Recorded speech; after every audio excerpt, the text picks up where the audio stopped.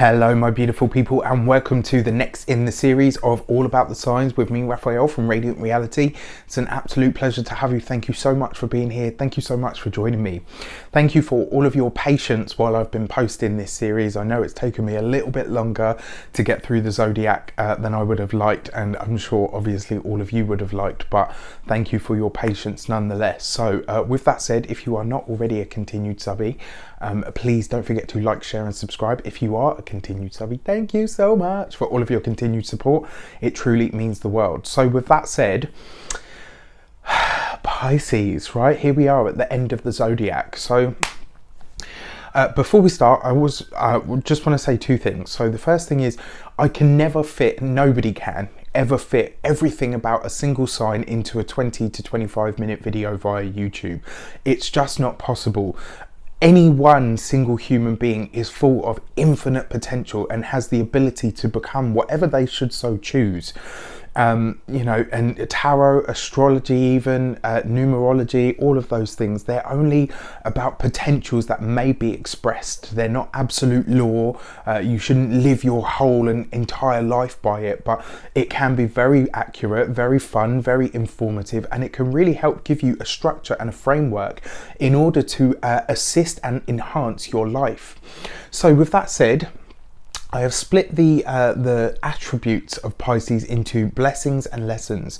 And the reason I call them that is because your blessings are things that are innately born in you that are beneficial and life enhancing for yourself and for everybody else. Your lessons are traits, behaviors, patterns of behaviors, programming, conditioning even, that tend to come up that are not so life enhancing, that are not as beneficial for us or for other people that have to interact with us. And the reason I call them lessons is because if you can spot this stuff that is unconscious within you, you have the chance, you have the potential in order to transcend that lesson and therefore turn it into a blessing. Sometimes, you know, there's people that have commented on these videos and said thank you so much for highlighting the lessons because they've really helped me, you know, get an understanding of how I might be seen from the outside. We are all so self-deprecating enough. We all beat ourselves up every single day with everything that we are berated and you know, bombarded with. So I never want to sit here and say these are your positive traits, this is good about you, this is bad about you, this is what you do wrong. They are not things that are bad about you. They are lessons that if they are unconscious you can learn to transcend once they are brought into conscious understanding or light. And speaking of consciousness, the sign of Pisces, right? So Pisces, the final sign of the zodiac, the 12th sign of the zodiac, it rules the 12th house. So when you see this here, this is the glyph that represents Pisces. So if you're reading an astrological chart, if you are looking at certain types of tarot cards or oracle cards, and you see this symbol, you are looking at the symbol that represents Pisces. When you see this here, this symbol, this is the, or as some people call it, Neptune's trident. And this symbol here represents the modern ruler of the modern association of Pisces, which is Neptune. You know, that's the planet that rules Neptune. In the ancient world, it was actually Jupiter, you know, for various different reasons. And I'll go into that stuff when I do the All About the Planets, which is the next mini series. So stay tuned for that. So Pisces is the mutable water sign. It is, in my personal opinion, just like Taurus being fixed earth is the epitome of earth itself, Pisces, mutable water, is the epitome of water itself, of the element of water. It's moving, free-flowing, changeable, has no real identity of its own. It's immersive, it's submersive, it is able to, you know, it's deeply inclusive. When you think about mutable signs, you tend to find these at the end of a season. So it's usually like the third month of the season where that season kind of then blends into the change and becomes something else. So you find Pisces, mutable water, just before you go into Aries. No coincidence, right? It goes from winter then and phases sort of, you know, quite nicely into spring.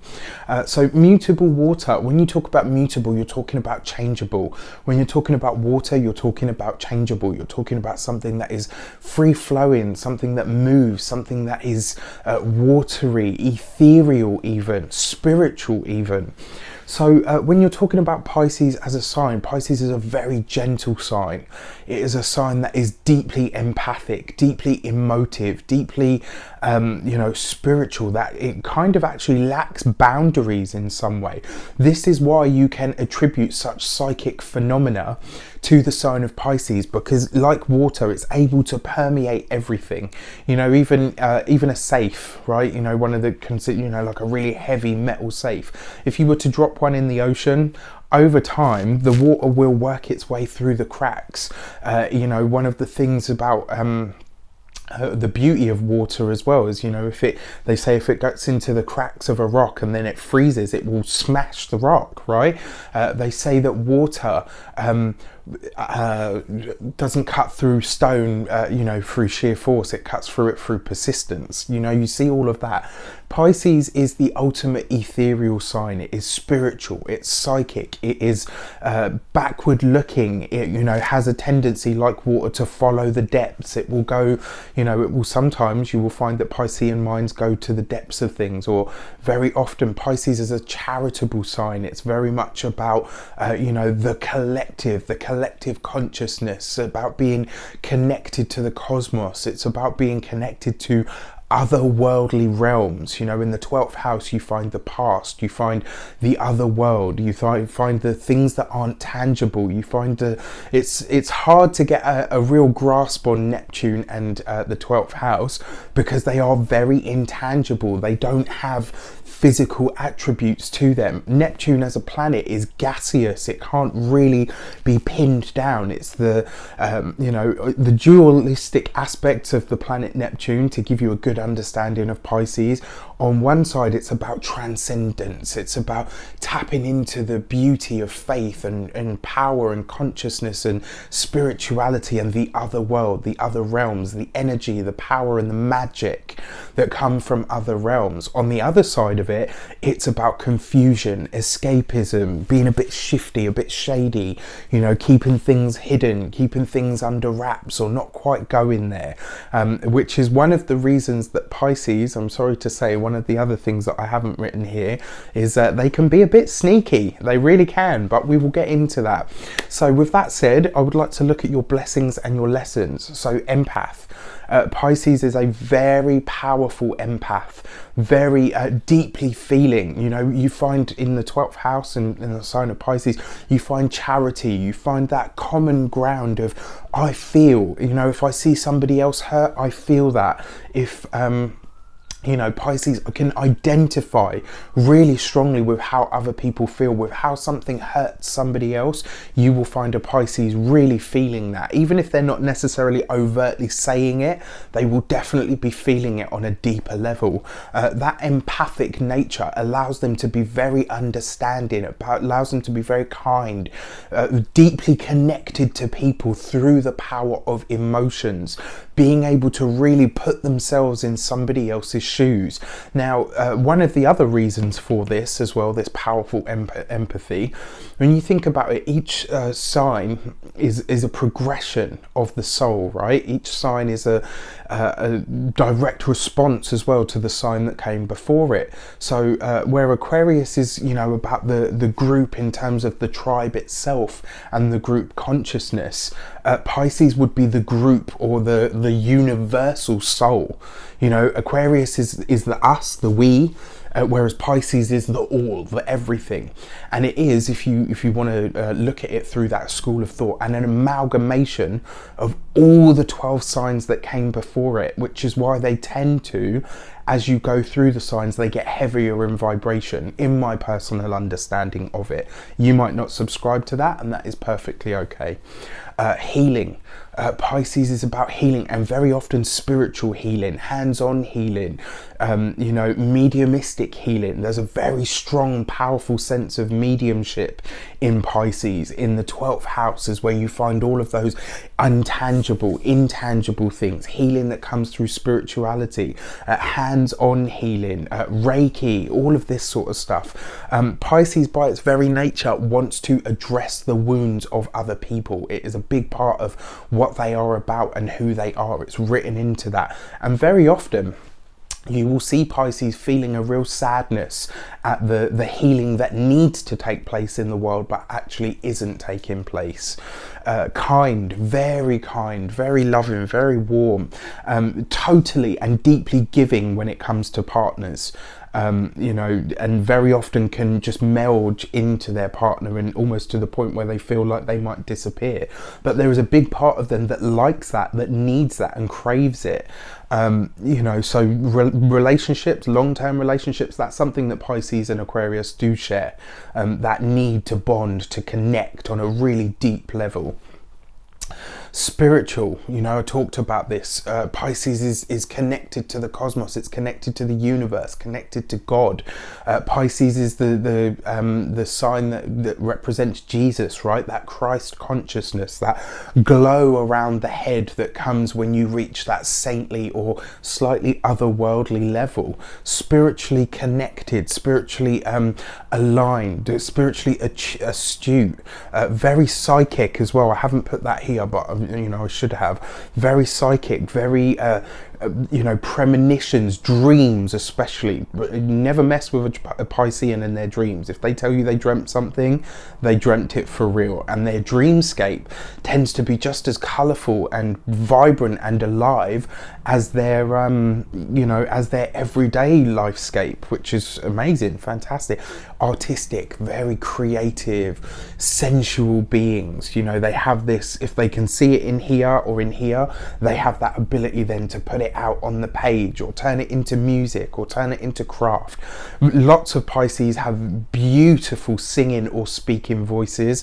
Lots of Pisceans are fantastic artists or creators or even musicians. You know, you find all of this stuff here in Pisces. Mysterious, the 12th house is the house of mysteries, of things that are unseen or unsaid, or things that are intangible. Right, so we talk about mysterious because, let's face it, no matter how much science we know, no matter how much we discover, the world is a fucking mysterious place. The universe is a mysterious place. And, you know, just because as we understand it, that, you know, we are the supreme pinnacle of life, which is a fucking joke, really, when you really think about it. We're a speck in this grand, vast, mysterious universe, you know, and Pisces has an understanding of this, and they bring that mystery down and sort of live that way, you know, of that otherworldly kind of knowing.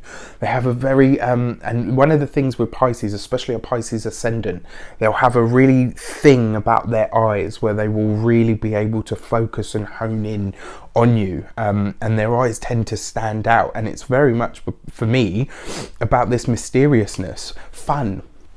They love fun. You know, my best friend in high school was a Pisces, and we used to laugh, and I mean laugh. She was the original adventurer. She was like a tumbleweed. She would go anywhere, go everywhere, and just, you know, like literally go with the flow. And it was one of the things that I always envied her. Like, she just had this ability to be like, meh, you know, whatever, come what may, I'll go wherever, I don't care. Creative, we talked about this with the artistic thing, and you know, creative energy isn't just about being artistic. Creative energy is about the way that you approach things. You can be creative in the way that you approach your practical, real world, everyday problems. It doesn't necessarily have to mean through music or express dance or any of that stuff. You know, creative energy is about finding you know, unique or special or different or even out of the box ways of solving problems or solutions. Forgiving, you know, turn the other cheek. Jesus, this is forgiveness, this ability to say, okay, and do you know what, I'm gonna go there. God love my partners, and the one that I have at the moment is deeply forgiving. I know there are some times where I probably have been a little bit harsh, you know, we all are, it's a relationship ultimately, and that ability, my partner is a Pisces rising, which is why I'm talking about this, that ability to really just forgive and say, look, you know what, we're all human, that's fine, we'll draw a line under it and move on, and that sometimes has me like, ooh, right in the ticker, you know, and that's a really beautiful and wonderful and healing expression of what it is to be a human being, the ability to forgive, to say, okay, you know what, we all have our moments, we all have our things that we need to work through. I will stand by you while you do yours.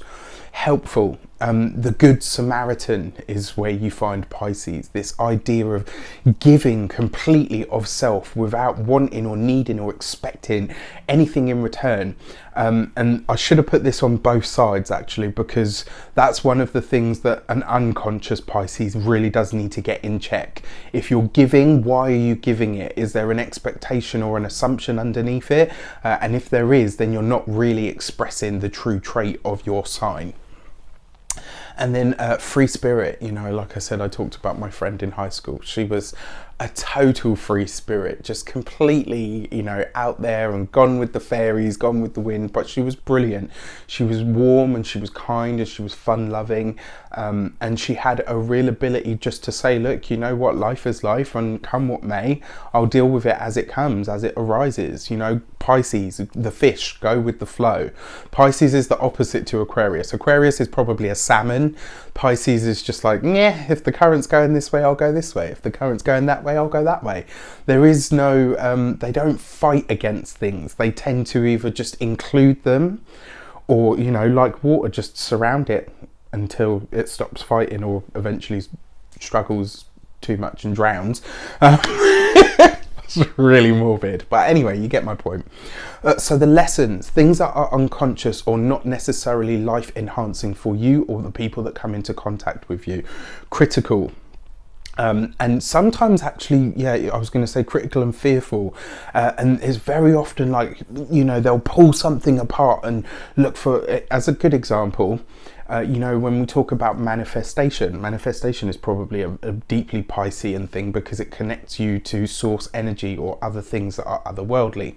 However, the critical part, you know, where people say, oh, well, you know, now that I've come up with this idea, there's a million reasons why it won't work. That is a Piscean trait. There is this part of them that kind of, it's like the psychomotor just goes 10 to a dozen and says, well, this is bad and this is not going to work and it's got this and that's a drawback and da-da-da-da. And before you know it, they've already convinced themselves that it's not a good idea and it's, you know, I'm not going to go for it. It's just, there's no point.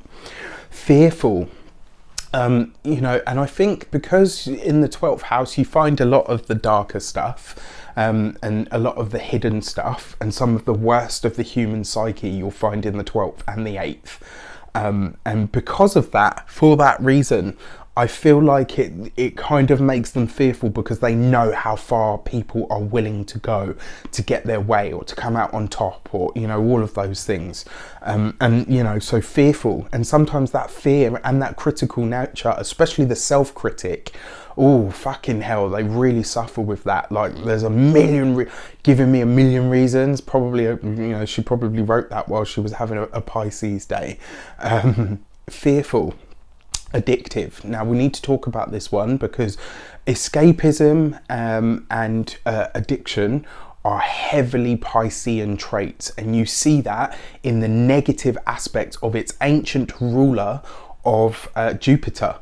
You know, an addiction or an escapism is doing something to excess to get away from something, right? So the getting away from something is the Neptunian aspect. I don't want to face it, but Neptune is also drugs, you know, alcohol, mind-altering substances, you know, things that take me far away and out and remove me from what it is that I want. They have deeply addictive personalities sometimes, certainly in the most unconscious sphere, you know, and this can be, and sometimes it doesn't even necessarily have to be a substance. Sometimes it can be something like sex, you know, like they'll have a deep need to consistently consume something in order to escape something else. So the, you know, the addiction or the whatever, or the substance or the thing that they're addicted to would be the Neptune aspect, and the go into excess would be the Jupiter, where it expands everything and makes it bigger or more so.